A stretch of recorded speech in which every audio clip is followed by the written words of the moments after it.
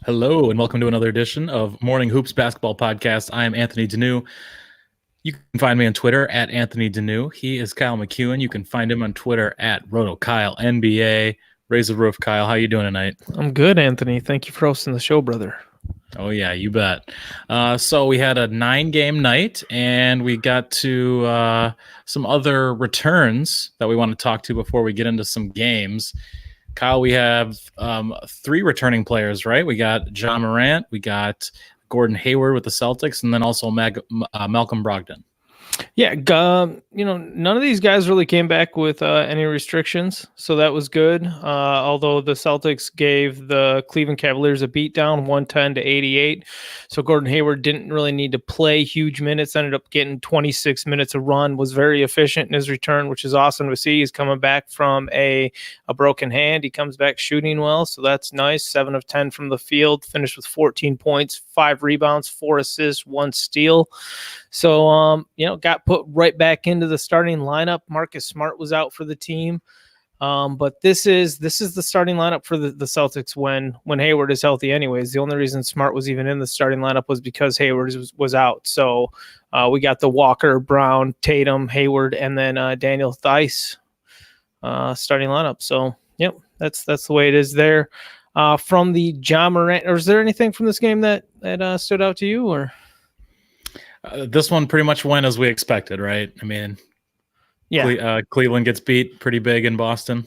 Exactly. And it's just nice to see that Gordon Hayward looks like he didn't really miss a beat. One of the things that the Celtics pointed out about Hayward is the fact that it wasn't a lower body injury. He could continue to keep his conditioning up while his hand was getting healed and rehabilitated. So it wasn't a big deal bringing him back, feeling like they had to ease him back into action. They already had him going through plenty of conditioning drills in the interim. Looking at Ja Morant's return, this game is the last one still going on right now. There's 7 minutes left in the fourth quarter for the Grizzlies versus the Golden State Warriors, but Morant's been playing well, getting good minutes, doesn't have any apparent restrictions in his return. So it's good to see that the bruised back appears to be okay, and it doesn't seem as though it should be an issue going forward. Watching Morant right now at that 7-minute mark, he just went hard to the basket against Alec Burks, using his body to create contact to try to, and then using that to create separation while making a great layup. So there's a lot to love about having Ja Morant back and healthy and playing in games again. Absolutely, the potential rookie of the year, and I still, as of right now, he would be the guy if the season ended today. So, got to have some of the top young stars in the game today back in, and he's one of them. Now, the LA Clippers and Indiana Pacers met up for the first game of the night. Kawhi Leonard was sitting out this game for rest after playing in Sunday's game for the Clippers. The Clippers won 110-99 over the Pacers, but the big item here was the fact that Malcolm Brogdon was back in action after missing a couple of games there. So he was fine. 20 points, played 30 minutes, 7 of 15 from the field, just 2 steals, 2 assists. The 2 assists is the weirdest thing about Malcolm Brogdon's situation there. But other than that, he was fine. He was back in action, and it pushed Aaron Holiday back to a bench role. And it was just one game that Brogdon missed, so he wasn't even really, out for long. No big deal there. Domantas Sabonis, 18 points and 22 rebounds. A career high for him. Yeah, unbelievable. So, yep, awesome work there for Sabonis. I'm sure he didn't really care for it, though, since it came in a loss. He's one of those cats who will, he'll give the company a line after the game. Good for the Clippers to be able to steal one on the road against a good Indiana Pacers team. But, that's especially not having Kawhi in the lineup for them. But they did it. So congrats to the Clippers. All right, what's next for us, brother? Let's move on to some of the CP3 controversy. So over the weekend, we talked a little bit last night about how he got a delay of game called against, was it Josh Okogie of the... It was Jordan Bell of the Minnesota Timberwolves. It was Jordan Bell. Okay. Yep. So there was already a delay of game called, and coming into the game, I think was Jordan Bell, and Chris Paul pointed out to the referees that Bell had his jersey untucked, and that was a delay of game. And so it was called, and it was a technical foul. So there was a free throw shot that allowed the Thunder to be more in the game than they were previously. And then what happened?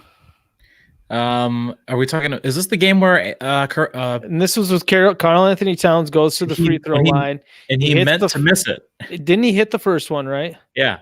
And then he meant to miss the second one. Ends up making it.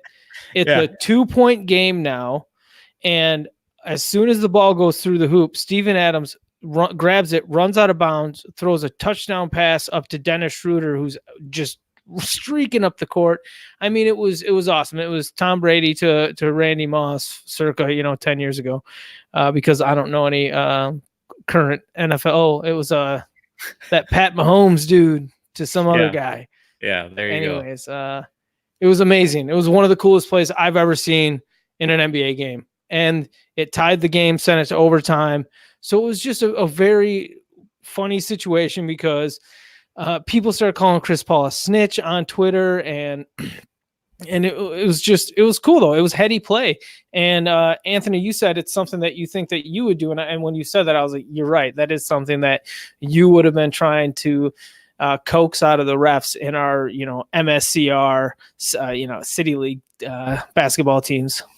Without a doubt, you and I played City League for quite a few years together, and even in softball too, trying to get extra outs and appealing calls, going to third base, all sorts of stuff. I'm always trying to get extra outs or whatever you can. Or another big one that I'll do is trying to take fouls for players who are more important than myself. Do you you always did that. Do you so I guess your take on this situation with Chris Paul then is that it's not petty, it's not I don't like when Chris Paul flops and things like that, or sometimes some of the calls he can draw. But this to me is kind of really good strategy. Though. He is. Oh, you I am. Are. Yeah. Oh, sure. That's fair. Sometimes. Okay. Yeah, that's fair. Yeah, there's a reason you got thrown to the floor one time. Oh my goodness! And set on fire. Not in a basketball court. That was in our apartment when we were living together. Yeah, that's right. Yeah. We'll save that one for another time. But this to me is strategic. So I viewed this Chris Paul thing as a positive. I liked it. I liked the cut of his jib. Okay. On this one. All right. Well, so that happened on Saturday night, and then in Sunday night's game, the refereeing crew actually called 2 delay of game penalties against the Thunder early in the game and awarded a technical free throw shot to the other team they were playing. And there was an audio clip of Chris Paul caught saying to the ref, you made your point. You're going to be on ESPN tonight. So what do you think about that? The idea that refs would have been felt like they were stood up or put a spotlight on in a negative way by Chris Paul, maybe shown up and doing their job by him calling out Jordan Bell and saying, hey, this, that, and then coaxing them into making a call that maybe a lot of times the refs would just kind of eat the whistle on, because it's like, Jordan Bell was entering the game from behind during a free throw. There was no action going on. He wasn't delaying the game, but there are the technical rules of the NBA that Chris Paul was taking advantage of. So what do you think about the refs kind of going back at him? Like, that seems like a really weird situation to me. It seems very vindictive, like they're out for vengeance a little bit, trying to make their statement and stand up for the other referees. And I don't really like that. I think there's other ways to I mean, maybe you make a warning before the game to Chris Paul or both teams and the kind of the captain's meeting and say something like, you kind of put us on the spot there, but we have to do the same thing and enforce those. If you're going to call for it, you have to be ready for it too. So there's a few ways to look at it, but overall, I'm not a huge fan of what the referees did here. And if the rule is bad and they don't like enforcing it, then they should do whatever is in their power to change that rule then. Yeah, well, I mean, I think it's just funny though, because we even think back to somebody was posting different clips on Twitter of Kyrie Irving playing on the Cleveland Cavaliers when he was banging in game winners during the finals, and his jersey was untucked, and it's just Right. like, who cares? If players want to play disheveled, I don't really care. Most players aren't going to do it that way. If it Especially if it just happens during the course of a game too. Like, I I don't know. I guess you kind of do have to have the rule because you can't have everybody playing with their jersey out. But it's whatever. I don't know that I care enough to really have too much of an argument against or for it. Because the thing is, if you don't like players having untucked jerseys, then make jerseys that, like, show their midriff or something, and then it's just like, Okay. All right. Speaking of revealing body parts and midriffs and whatever else, Lizzo oh my at the gosh. Lakers game last night had one heck of an outfit that got Rikishi from WWF trending on Twitter. So, can you describe this outfit in a Sure. not It's similar. risque way? Yeah, it's similar to buttless chaps, Yeah, that's true. but in a dress, but in a romper type form, and you could just straight up see both butt cheeks and. And if you aren't familiar with Lizzo, she's a musical artist who's exceedingly voluptuous and talented. I love the way, yeah, baby, yeah. No, I'm not one to listen to modern music, and one of my buddies who's into all the jams, he got a hold of me one time, our buddy Ross, and he's like, dude, I think you'd like Lizzo. She's got like an old feel to her, but she's new music. You should check her out. So definitely good fun stuff. I would argue that she has had the best pop song, the best like top 40 pop song of this year. And I don't even know what it's called, and it's really just a simple piano beat that's like unlooped, but it is a really good catchy pop song, and I very much enjoy it. And she's had some other good songs too. Good as Hell, I think, is a fun song. There's things to like about Lizzo. I enjoy her, I guess. I'm not necessarily a fan, but I don't.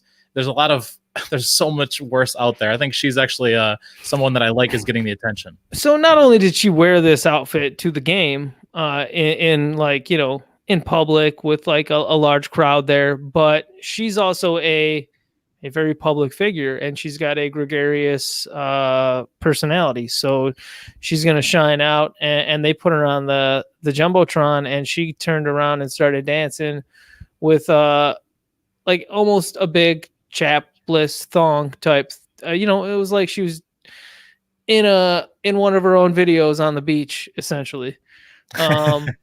So yeah, it was quite a sight to behold, and they even showed some video of like Kobe walking out with his family, and I don't know if that was a cleverly edited clip or if I saw that too. I didn't know if that was someone just put that together and was being a funny guy, which it was very funny, but I don't know if then Kobe they showed Chris Rock actually leaving. With just this like deadpan face. You're like, Chris Rock is offended by something? I was like Chris Rock is offended. If you haven't seen CB4, the idea of Chris Rock being offended by something is crazy. But it's also a hilarious movie if you're, prepubescent. So overall, are you for it? I think this is another thing that makes the NBA better than the NFL. Stuff like this. The other thing is Lizzo was on the getting interviewed by like the sideline person, and she was professing her love for Karl Anthony Towns, who was playing the Lakers. So then you got to see memes of Karl Anthony Towns and Lizzo together, which was another whole thing about being on Twitter that was just a lot of fun. So yeah, I mean, overall, I like any and all weird stuff that's going to happen that's going to make the NBA have more fun stories like this, even if it might offend some people, and even if it might be in a general way kind of like it's not appropriate. This doesn't happen at an NFL game, right? Like this couldn't have happened I at don't know. the There's a LA lot of Rams dudes game. with their shirts off and painted That's chest. true. People in barrels So, and all sorts yeah. of stuff. That's fair, but I just don't believe it. But pretty awesome. I wonder what that chair would sell for. Wow. That's a really great question. I wonder what it smells like. Dude, I bet, dude, when you're that like, well regarded and whatnot, I'm sure that you've got like full body perfume. You know, I'm sure it smells like vanilla, like a botanical garden. Yeah, vanilla, roses. Whatever's your favorite flavor, I'm sure it smells like that. Morning mist. Oh yeah, absolutely. Well, speaking of mornings, we appreciate you guys joining us on the Morning Hoops Basketball Podcast, checking us out either in podcast form or the live stream on Twitter and YouTube, Periscope, all that jazz. We appreciate you checking us out. Jump in with comments and stuff, yo. Yeah, absolutely. Please. Anything you think about, what do you think about what we think, or what something you want us to talk about, or any questions that you might have? You can get Kyle rolling on some fantasy if you'd like. So there's a lot of options, and we want this to be as interactive as possible. So feel free to comment along and get yourself into the show, and I'll even throw the comments up onto the screen for you guys too. But as we move along here, I wanted to talk about Isaiah Thomas. Sounds like he's going to be out a little bit longer than anticipated. Yeah, Shams Charania released an article on The Athletic today that was going over a lot of the different teams and trade options that they might be looking at. And that then at the very end of the article, there was just a little blurb about the Washington Wizards that said Isaiah Thomas is likely to be out for another week or more, according to sources. So he didn't bother to tweet it out, which maybe it's not like a rock solid thing, or maybe it's just like he had so much intel coming in that he was like, I'm just going to put all this crap in an article because it's just, maybe it'll get more traction, or maybe his boss is telling me he has to put a certain amount of stuff behind the paywall and not just up on Twitter. Yeah, that's fair. Okay, should we move along to the James Harden and the Rockets and some of that?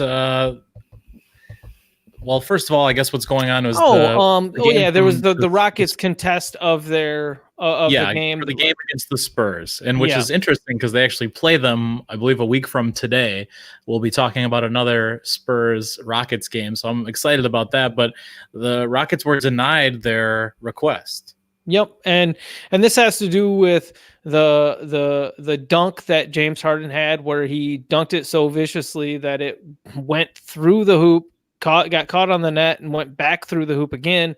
They ended up calling basket interference on him, didn't give him the bucket. There was a misappropriation of an understanding of how the challenge call should have been applied from the refs. So the refs that were having to do with the whole situation in that game, they've been punished in some regard. I'm not sure exactly to what extent you'd punish those refs, or really, I mean, there's a severe breakdown of several things here. Like if you can review whether or not somebody steps on the 3-point line and it's a 2-point play or a 3-point play every single time we come back from a commercial break, why didn't Secaucus or somebody just say, hey, we need, call up Secaucus and say, hey, can you take a look at that bucket, see if James Harden actually scored a play ago, and then they can just go on and continue the game, and they can add it to the score. There was still plenty of time in that game in the fourth quarter. That is how it should go. That is exactly how it should go. There should be people watching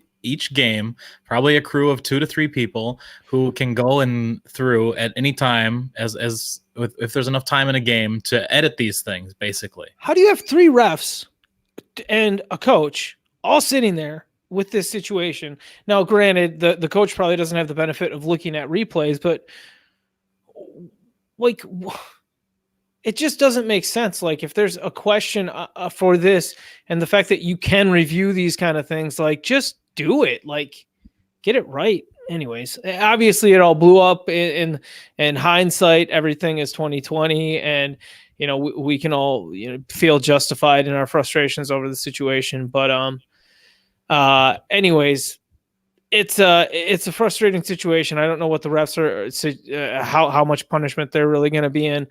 And the reason does is it go deeper than that? no, that wasn't. Nothing was listed in any article that I saw either, where we actually got to see what the punishment is for the referees, which I think is kind of silly because we know how much a player, how many games they get suspended, how much pay they were fined or docked, whatever. But I mean, this could be probation. Who knows what kind of? I have no idea what this potential.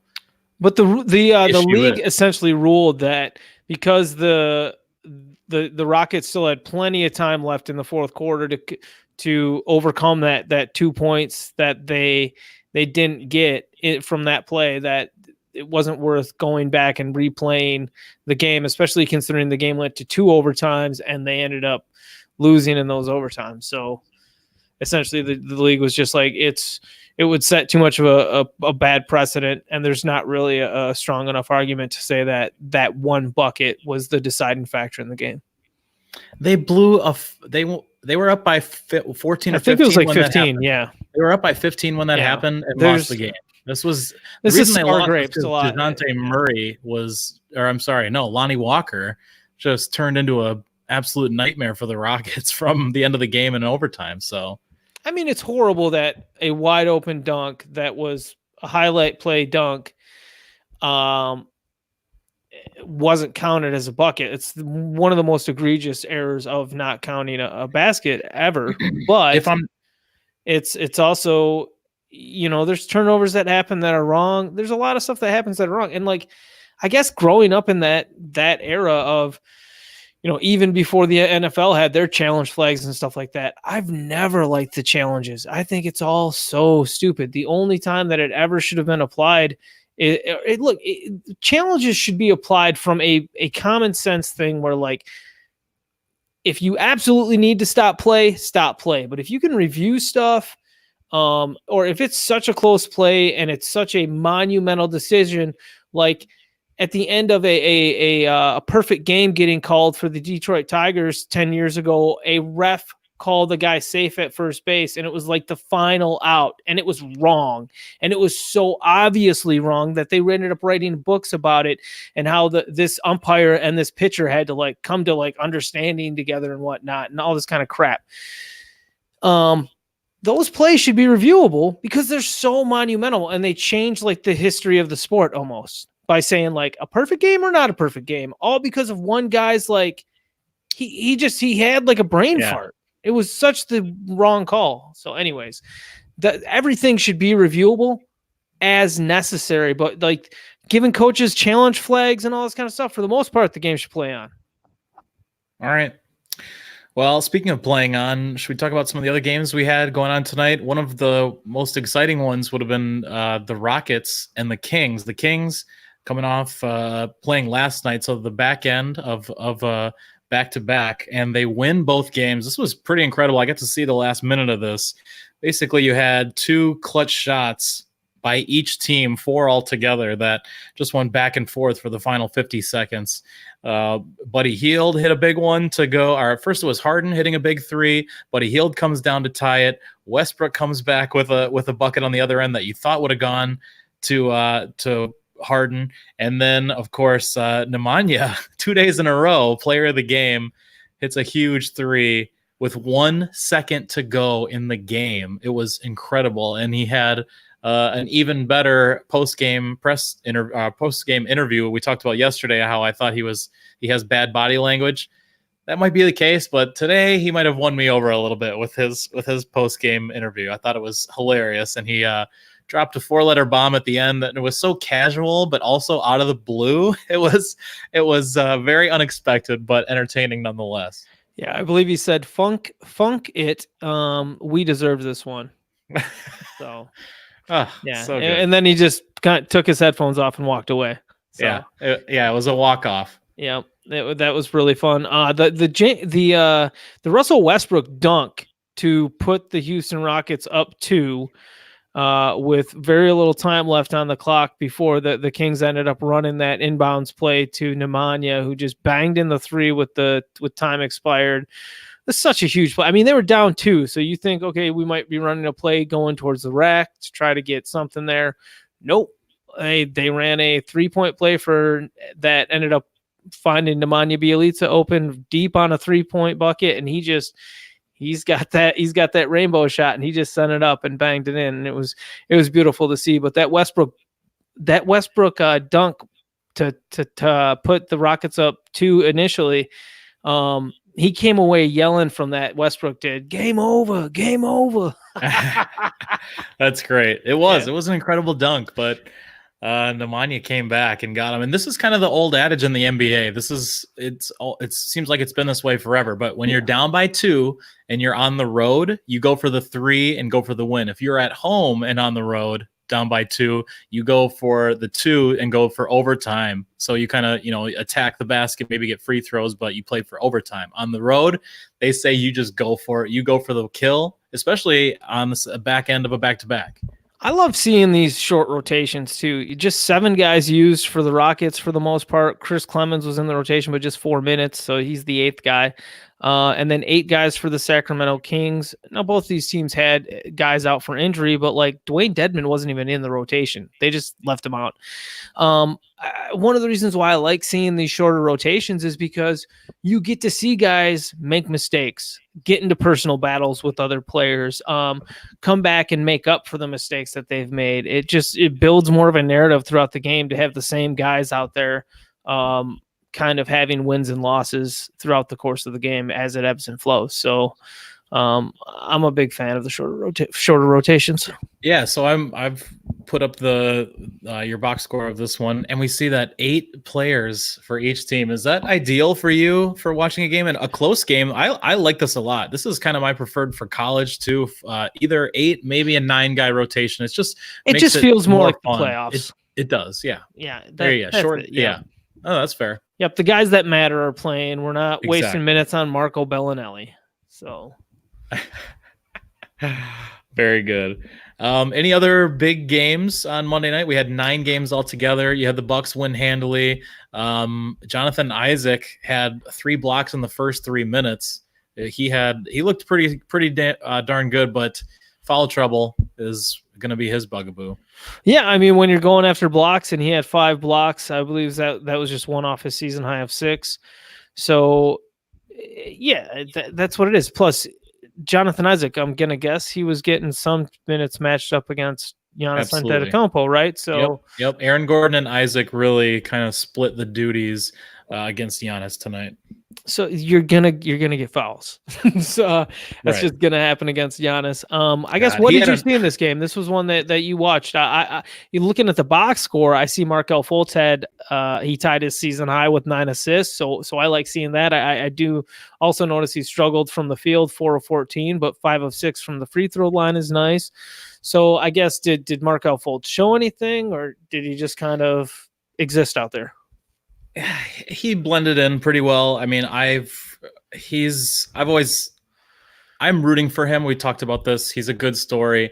His shot was not on tonight. It was funny though. He was solid from the free throw line, but he sort of blended in. I thought that Isaac and Aaron Gordon really were the stories. I know Fournier really, a couple of 30-point games last week and then gets 26. He looked pretty good tonight, 4 of 8 from 3-point land, but Fultz had a pretty ugly elbow jumper air ball that it was like, oh man, I hope this isn't, more of that to come. But it's one okay game, or there isn't much to take away from this one on Fultz. You're playing against the top team who's just been an absolute juggernaut in the East, and like you said, he did have 9 assists, so really solid, but nothing too much to take home for him. Cool. Yeah, I don't think there's anything else to really look at from this game. The Bucks won, and I think we would have expected that to happen, especially with Vucevic still being out for the Magic. Just makes it much harder for them to compete with the Milwaukee Bucks depth. Another game that had a very exciting finish was the Detroit Pistons versus the New Orleans Pelicans. The Pistons pulled off the win here, 105-103, and Derrick Rose was the story of the game here. Played 28 minutes off the bench. That's pretty typical for him. But he scored 17 points in the fourth quarter, including the winning bucket as time expired. So just a great work there from Derrick Rose. Well done, brother. And he had a speaking of swearing in he the post-game press well. conference. Yeah, he said, "Pardon my." I think he said, "Pardon my English, but I was born to do this." Ish. Yes, and ish means poop. Yeah. Yeah. Not Ish Smith. Well, it does too. He is also poop. Just hating Ish. It's all right, brother. Not too much else to really look at from this game. I mean, there are some things of note from the Pelican side of things. They've been sick of struggling with their start to games, their defense with Lonzo Ball, so they brought him off the bench. And Ball still played 30 minutes here, had a decent game, 6 points, 7 rebounds, 4 assists, but that's a little bit weird that the Pelicans are already kind of feeling like Lonzo Ball doesn't necessarily fit with some of their other guys. We saw them start Drew Holiday at point guard, JJ Redick at shooting guard stuck in there. Brandon Ingram shifted down to small forward. They had Kenrich Williams back in at starting power forward, and then Jahlil Okafor got to start at center to help match up with the size of Andre Drummond, pushing Jackson Hayes to the bench. Derek Favors did rejoin the team on Monday, but he wasn't ready to play for this game, or rather they just decided to give him another night off. Anything that you saw from this game or would like to comment on? Brandon Ingram, 31 points in 37 minutes. And something you've talked about the last few weeks about who is going to be out of the lineup once Zion comes back. We saw that even now before Zion comes back, that Lonzo Ball ends up getting the short straw. And once again, Jackson Hayes back to the bench, which you hate to see that. But against Drummond, that makes the most sense. Yeah. I think that was matchup dependent, having Okafor in there over Jackson Hayes. They played like the same amount of minutes, 21 for Jackson Hayes off the bench, 22 for Okafor as the starter. I do think the Lonzo Ball thing is very interesting. Ultimately, when this season opened, I thought Brandon Ingram was going to be like the sixth man for this team. And it'll be interesting to see how things play out in the long run. But looking at how things have been so far this season and how important I think JJ Redick is to have a shooter out there for the other guys, I do think that Lonzo Ball is going to be coming off the bench most of this season if the team's healthy. And I did kind of pat myself on the back when he got thrown to the bench tonight, because it felt like I've been writing about that on Basketball Monster as well as being something to watch. So when it can't, it's, hey, when your job is trying to predict what the heck's going to happen, and then something kind of plays out the way you thought it would, it feels good, anyways. Absolutely. All right. So that's about it for this game. Should we move on? Yeah. Any other ones that are sticking out to you? Not necessarily. I feel like we can probably preview what we got going on Tuesday night. I mean, I guess to just kind of wrap up the games of the night, the Toronto Raptors beat the Chicago Bulls 93-92. Fred VanVleet was out for the Toronto Raptors, so we saw Norman Powell start at shooting guard next to Kyle Lowry in the backcourt. OG Anunoby had another night with big minutes and good defensive stats, so that's nice to see. Another kind of rough shooting night for Pascal Siakam, but he continues to be good at his job, so not much worry in that regard. From the Bulls side of things, Wendell Carter Jr. fouled out in just 25 minutes. Lauri Markkanen, who had a few good games shooting the ball, had a little bit of a struggle here, 5 of 14 from the field, but still pulled down 8 rebounds, played 33 minutes, so that's nice to see. Chris Dunn continued to start at small forward, but was limited by foul trouble, picked up 5 fouls in just 15 minutes, struggled with his shot, 1 of 8 from the field. Tomas Satoransky played 38 minutes. He had struggled in the previous game, so it's nice to see him have a bounce back. And the situation here with the Bulls is they were playing well. They were in this game, and then they just let it get away from them near the end. The Toronto Raptors were kind of letting the Bulls stick around and then put their foot on the gas late to kind of to seal it up. Yeah, this was really close throughout. I didn't get to see really any of this game, but just seeing the score go by as I was watching some of the other games, it looked like it was close throughout the game, and Raptors able to pull it out. Phoenix versus the Minnesota Timberwolves. The Phoenix Suns won 125-109. This was kind of a blowout. The Suns were up most of the game. Ricky Rubio continued his barrage of assists with 14. We saw Kelly Oubre score 24 points. Devin Booker scored 26. Dario Saric scored 20. So 3 scores from the starting lineup, all 20 points or more. That's really nice to see from the Suns. Michael Bridges had a good game off the bench with 3 steals, 2 blocks, 4 assists, 8 rebounds. Just a nice all across the board line. Doesn't necessarily score in bunches, just 9 points there, though, for Michael Bridges in his 32 minutes off the bench. From the Minnesota Timberwolves side of things, Andrew Wiggins was questionable coming into the game, but was able to play a lot of minutes, 37, 23 points, 4 rebounds, 4 assists, 2 blocks for him. Always nice to see Wiggins contributing in the defensive stats. That's something that he really lacked earlier in his career. 15 rebounds for Karl Anthony Towns, 33 points, just 2 assists in this one. And there was a funny little clip of him on Twitter that everybody was passing around where Jeff Teague's out on the wing dribbling the ball, and Karl Anthony Towns starts clapping at him, being like, pass me the ball. And then Teague just dribbles into the paint to take a shot, and Towns is sitting there holding his arms up. Like, I mean, it was a total meme in real life or live action. So it was funny to kind of watch it all develop. Did you see that one? I did see that. I knew exactly what you're talking about. And then there was another play where in the second half where he got the ball in the corner and could have taken a 3 and decided to pass the ball and got the shot clock violation. So Jeff Teague did? No, it was Karl Anthony Towns. Oh, that's yeah, so fun. It was weird. Jarrett Culver, who's been in the starting lineup, he had just 15 minutes in this game, so that's a little bit of a disappointment. Want to continue to see development from the young kid, but he got into foul trouble, 5 fouls in his 15 minutes, so it is what it is. Closing out the rest of the games from the night, the Oklahoma City Thunder defeated the Utah Jazz 104-90. A good game from Steven Adams after he had a dud in the previous one. 11 points, 13 rebounds, 4 assists, 4 blocks for Adams. Terrence Ferguson was out again, as well as sugar plums. Hamidou Diallo also being out. And then Danilo Gallinari missed this game as well, and that opened the door to rookie Darius Bazley getting a spot start.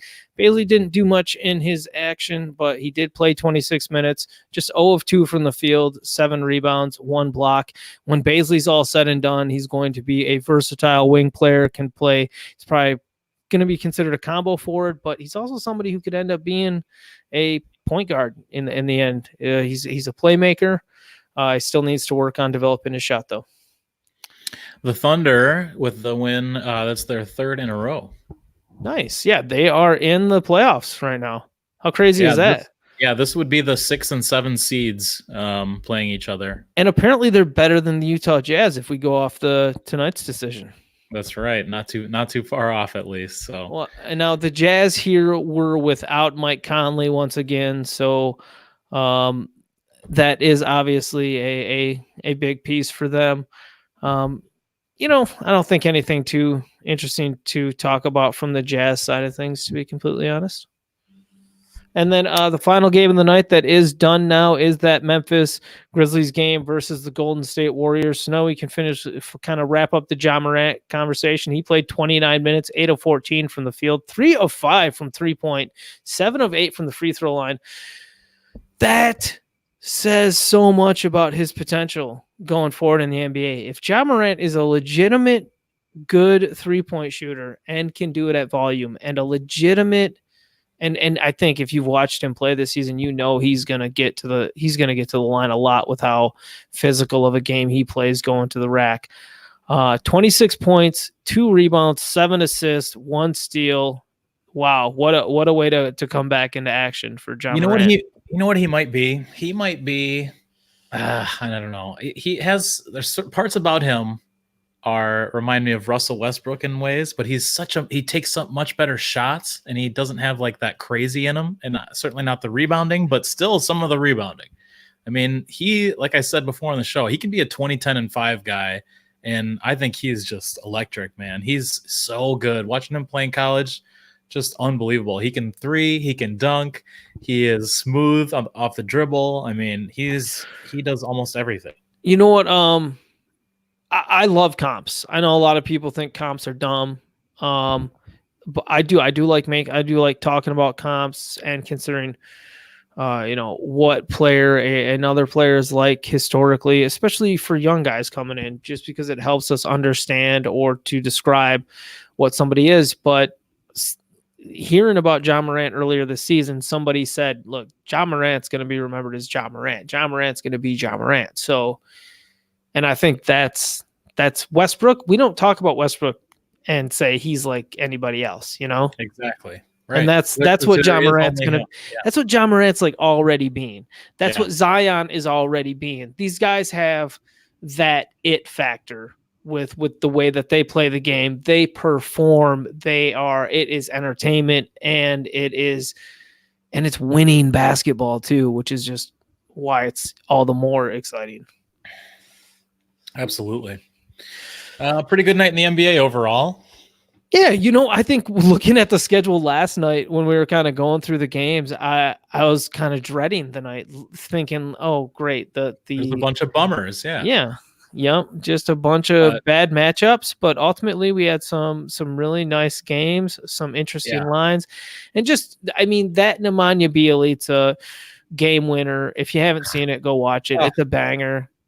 I'm not a Kings fan, but I guess I'm anti-Rockets. I really don't like Rockets fans on Twitter right now. No offense to our Rockets fans listeners. Only the ones who are delusional about James Harden. It's not all of you. Don't worry. It's just the James Hardons. Wait a minute. What's your issue with James Harden here? Because I was actually going to basketball with my brother tonight, and he was asking, or no, maybe it was yesterday when he picked me up for dinner. But anyways, my brother was asking me about why you're so against James Harden of late on Twitter. So what's the issue? What don't you like about James Harden?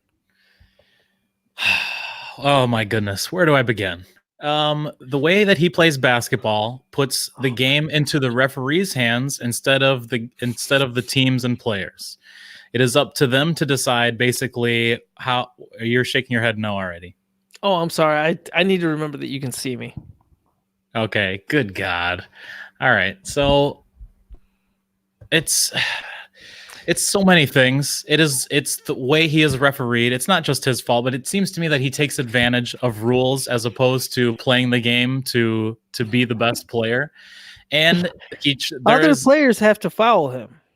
But he flops and he does all these things like tucking players' arms under his own and making it look like fouls, or someone grazing his beard and falling down. There's all these things that are just so annoying.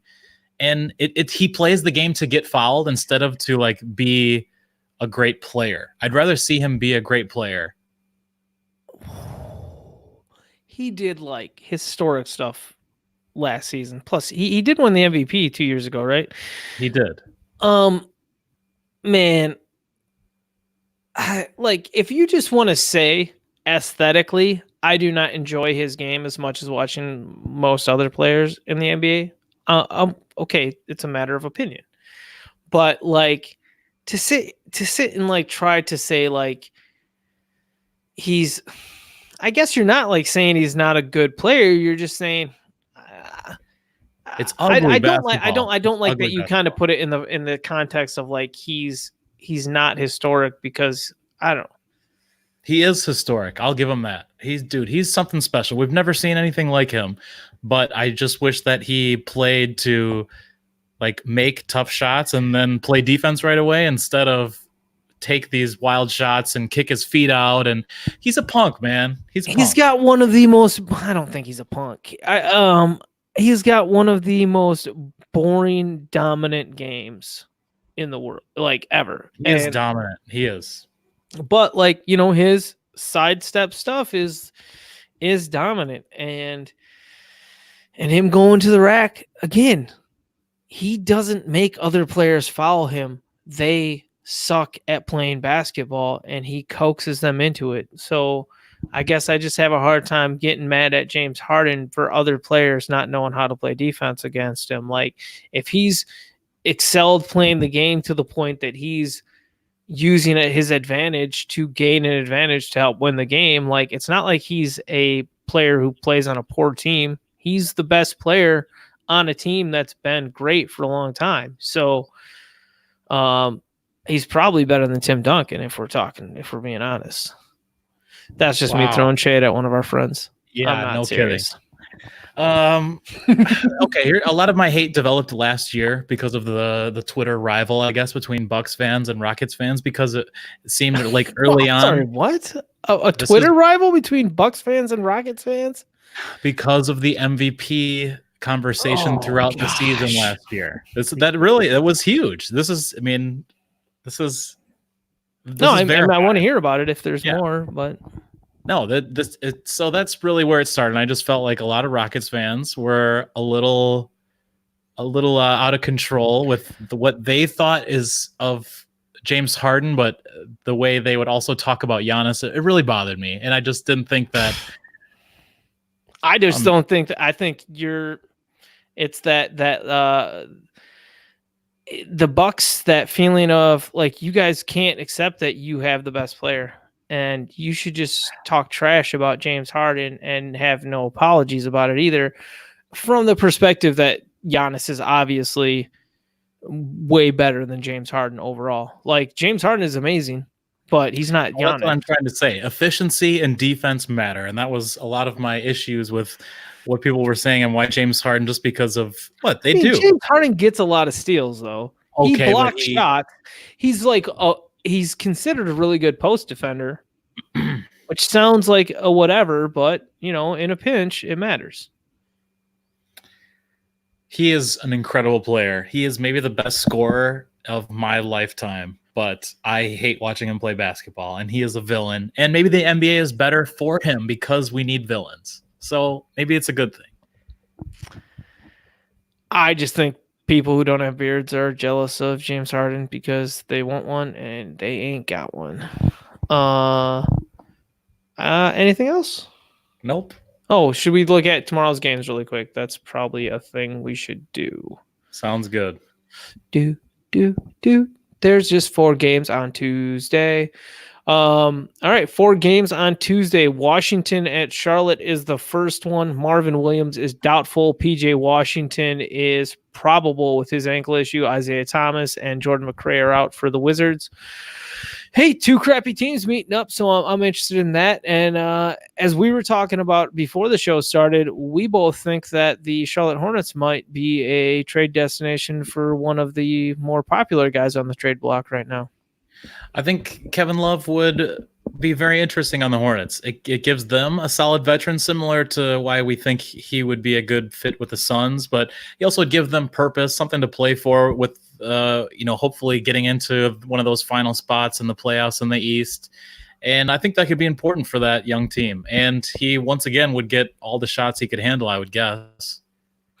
Yeah, I think most importantly is understanding the NBA that you have to match salaries for contracts, is that the Charlotte Hornets have Nicholas Batum on a contract where he's got a player option for next year for $27 million. And Kevin Love has 3 more years on his deal, all guaranteed after this season. And the next 2 years are over $31 million. And then the final year is like 28.5. So that kind of lines up with Nick Batum, that you wouldn't have to include much else in that deal just to say the Cleveland Cavaliers are getting off 2 extra years of contract from Kevin Love, and the Charlotte Hornets are getting somebody added to the mix who they can potentially start at center with PJ Washington in just kind of a 5-out situation. Or maybe they just, throw the rookie PJ Washington back to the bench, which would obviously probably be what they would do if they got Kevin Love. But with the Charlotte Hornets, at least they're competing for a playoff spot right now. They're not a contender like Kevin Love would want to go to, but it's a team that makes sense in regards to the limitations of making a trade in the NBA. That's fair. Yeah. Once again, though, that's one of our preferred destinations. The next game to talk about from Tuesday's slate, Denver Nuggets at the Philadelphia 76ers. Philadelphia is projected to win by 4 points in this game. Josh Richardson is questionable with his hamstring tightness. Josh Richardson did practice with a G League team this weekend, so maybe he's closer to probable, but it's hard to tell. I think they're taking it very much day by day with Richardson. This should be a really good game, right? This is a potential finals matchup. As much as we might want to say that these guys aren't maybe the favorites to make the finals, this could be something if either team adds another piece to the mix or just gets hot down the stretch or kind of finds their groove, because the Sixers have tons of talent. They just need to figure out how to play together in a lot of varied situations. Yeah, last week you and I talked about the tiers of teams and how it's really Clippers, Lakers, Bucks are in the top tier, and then who's in the next tier. To me, I think the Nuggets and Sixers are in that next tier. Yep, so that should be a nice game to check out. The next game on the slate, Atlanta at Miami. Trae Young is probable with, well, he's not really probable. He got kneed in the face at the end of the previous game. Had his lip busted open, but he's supposed to be fine. Wasn't even on the injury report. Alex Len is probable with an illness. On the Miami side of things, Bam Adebayo is questionable with his right groin contusion. Grain contusion. I don't know. People don't have grains. Deion Waiters is questionable due to illness, and then KZ Okpala is also questionable with left Achilles strain. Justice Winslow and Goran Dragic remain out, so that should mean this should be a fun game for young shooters, with Trae Young going up against Tyler Herro and Kendrick Nunn. So that'll be a fun one. If I only had a grain. Yeah, that's good. Yeah, I agree with you. This is some of the top young shooters. This is the game that I'm most excited about for tomorrow is Hawks and Heat, even though, as you said, Nuggets Sixers also obviously a more important game, most likely, when it's all said and done. I mean, I think there's some decent storylines or narratives that you can find in a lot of these games. Even with the final game of the night, New York at Portland Trail Blazers, it's Mike Miller's second game as the head coach, the former G League coach for the Westchester Knicks. Maybe they changed the lineup. The early reports are that the Knicks are not planning on changing the starting lineup for this game, or at least not changing the starting lineup at point guard for this game or for the foreseeable future, which means that Frank Ntilikina appears to be kind of locked in there. I just don't know how long that'll last, or if that's lip service or what exactly that report means going forward. Mike Miller just took over the job. I'm sure he's still figuring out his team and is looking forward to trying to get a practice in at some point so he can maybe make a change with the starting lineup. But again, another Carmelo game to continue to track to see whether or not he's going to meet our expectations, exceed them, or fail miserably. Anyways. There we have it. 4 games for you coming up Tuesday night. We appreciate you guys tuning in. Once again, I'm Anthony Deneau. You can find me on Twitter at Anthony Deneau. He is Kyle McEwen at RotoKyleNBA if you want to check him out on Twitter. Thank you guys so much for joining us, and we'll see you again tomorrow. Yeah, please rate, review, subscribe to the podcast on iTunes or Stitcher or wherever it is that you listen to it. It helps us out so much, especially on iTunes. Once we get to the front page there, then that's going to kind of open up the door to a lot more subscribers, to us getting some sponsorships, and to maybe doing some other things to help expand the podcast. So thank you so much for everything you do, especially just listening and supporting us through being here. We love you.